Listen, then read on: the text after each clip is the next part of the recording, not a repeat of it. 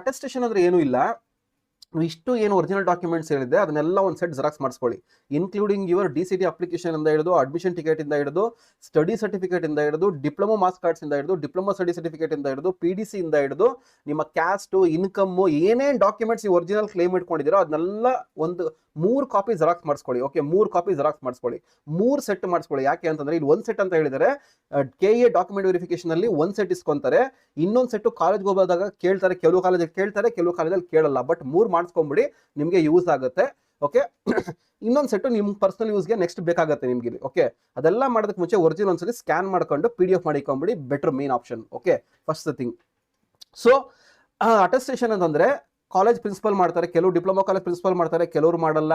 PU college principal ಮಾಡ್ತಾರೆ, ಕೆಲವರು ಮಾಡಲ್ಲ. ಡಿಗ್ರಿ ಕಾಲೇಜ್ ಪ್ರಿನ್ಸಿಪಲ್ ಮಾಡ್ತಾರೆ, ಕೆಲವರು ಮಾಡಲ್ಲ. ಅಂದ್ರೆ ಏಡೆಡ್ ಹೇಳ್ತಾರೆ ನಾನು, ಏಡೆಡ್. ಓಕೆ, ಗೌರ್ಮೆಂಟ್ ಅಲ್ಲಿ ಇರೋರು ಮಾತ್ರ ಮಾಡಬೇಕು, ಅವ್ರ ಹತ್ರ ಸೀಲ್ ಇರಬೇಕು. ನೋಡಿ, ಸೀಲ್, ಅವ್ರ ಹತ್ರ ಒಂದು ಸೀಲ್ ಇರುತ್ತೆ.